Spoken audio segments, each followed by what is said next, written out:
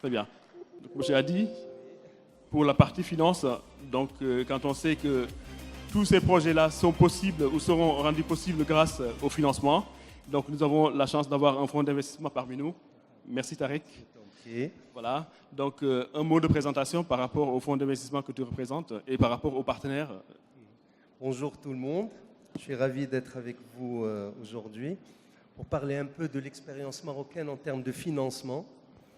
On a vu une telle énergie tout à l'heure qui donne vraiment envie effectivement de s'investir pour financer tout ça. Alors je remercie aussi la CCG, si Hicham Srgheni, qui devait être là avec nous pour parler du fonds Innov Invest. Il m'a demandé gentiment d'en parler avant de parler du fonds public-privé que nous allons lancer pour l'innovation. Donc, Innov Invest est un fonds public géré par la Caisse centrale de garantie.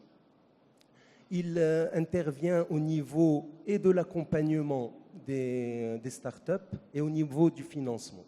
Dans tous les domaines. Dans tous les domaines. C'est des startups, effectivement, l'innovation au sens large.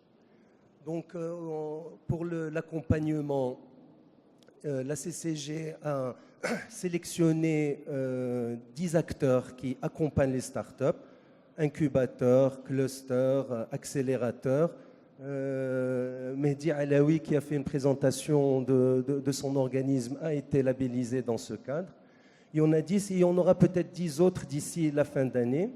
Donc ces organismes labellisés par la CCG recevront un appui de l'État pour améliorer leur capacité d'accompagnement des startups. Et ils pourront aussi distribuer les aides directes de l'État pour les startups, dont je vais parler tout à l'heure, dans le financement. Très bien. Donc ça, c'est le volet accompagnement. Ce qui est très important, c'est de retenir que les deux sont importants. Il faut accompagner, financer.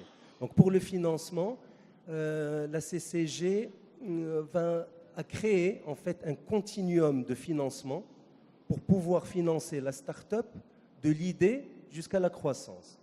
Ce qui est innovant. Absolument. Par rapport à ce qui se faisait avant. Quand on dit start-up, c'est innovant. Et effectivement, avant, ce qu'il y avait, c'était un système de garantie pour les fonds d'investissement qui intervenaient dans les start-up.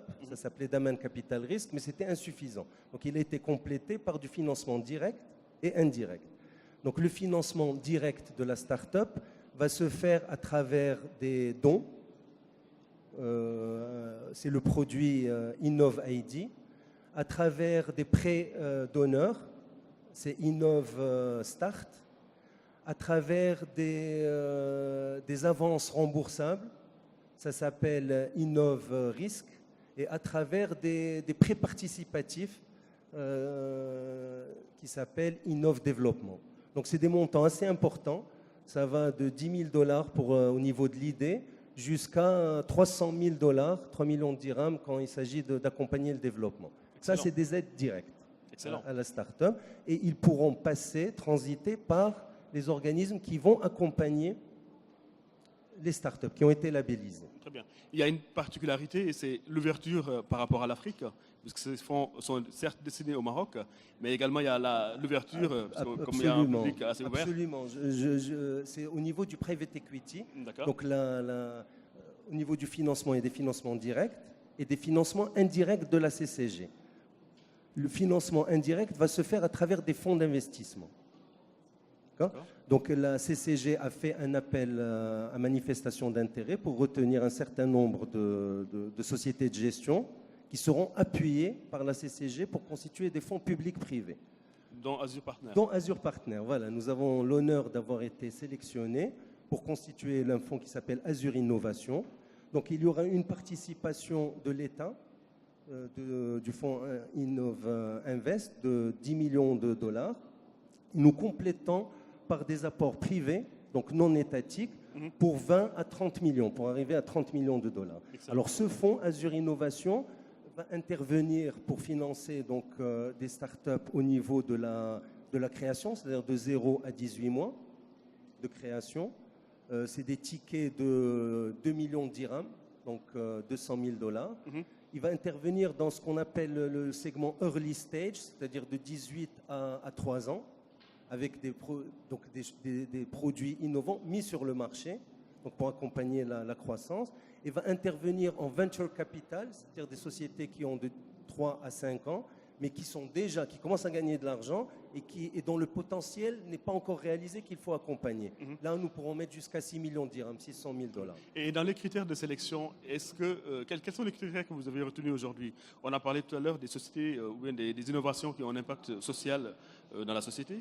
Est-ce qu'aujourd'hui, ça fait partie des critères que vous retenez pour justement accorder ces financements? Absolument. Vous savez que dès que l'État intervient, il y a derrière une volonté de participer, d'accélérer la transformation sociale.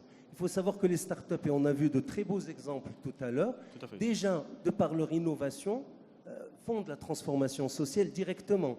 Quand vous donnez accès aux gens à la banque à travers l'iPhone, vous créez de la transformation. Bien sûr. Quand vous donnez de l'accès à la santé à travers la MedTech, qui allie intelligence artificielle, big data et même objets connectés. Vous savez aujourd'hui qu'en Afrique, on peut transférer du sang par des drones. Bien sûr. Dans des zones qui sont inaccessibles. L'accès à l'électricité à travers les énergies renouvelables, une agriculture plus intelligente qui gère les aléas climatiques grâce à... Et j'en passe. Déjà, les startups accélèrent les transformations. Mais ensuite, il y a les effets induits de l'innovation, parce que l'innovation se diffuse. Et puis, elle crée de la richesse. Puisque innovation, c'est baisse des prix, c'est croissance des marchés, c'est productivité, c'est compétitivité pour l'export. Donc, c'est de l'emploi et des recettes fiscales pour l'État. Donc, c'est le cercle vertueux de... Donc, d'où l'intérêt, c'est ce qu'on appelle, que les économistes appellent les externalités positives. C'est lorsque le rendement social de l'innovation est supérieur au rendement privé. Très bien. D'où l'intérêt pour les États d'appuyer. Donc, en parlant de cet appui de l'État, on a aujourd'hui beaucoup de jeunes Africains qui sont formés dans les universités marocaines. Absolument. On a écouté tout à l'heure Douglas qui parle de profiter de la position du Maroc pour en faire un hub régional pour conquérir et former 10 000 codeurs.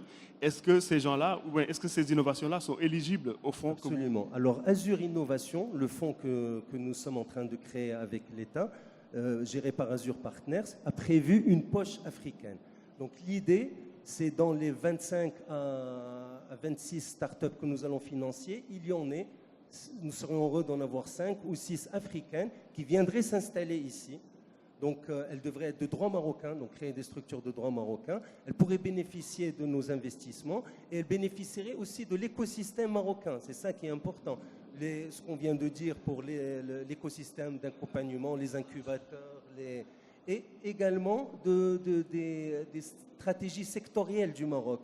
Dans les métiers mondiaux du Maroc, l'automobile, l'aéronautique, le textile, l'agro-industrie, les nouvelles technologies. Elles pourraient également bénéficier des infrastructures de base, que ce soit en termes de télécom, mais aussi en termes d'autoroutes, d'aéroports, et puis la proximité avec l'Europe et le Moyen-Orient. Exactement. Puisque nous avons des accords de libre-échange avec tous ces pays-là. Donc le message est passé, j'espère, surtout par rapport aux start-upers africains ici présents. Le Maroc offre aujourd'hui des projets de financement, donc de l'accompagnement pour pouvoir vous accompagner dans le développement de vos projets, notamment en Afrique et en Europe. Donc je pense que l'Europe n'est plus aujourd'hui le seul hub que nous avons, ou les États-Unis. Le Maroc aujourd'hui, dans le cadre de la coopération Sud-Sud, arrive à offrir cette plateforme qui est quand même formidable. Vous avez parfaitement résumé notre objectif. Très bien. Merci beaucoup. Je pense que ça a été très clair sous vos applaudissements. On m'a fait signe que les présentations, merci cher ami de cette présentation.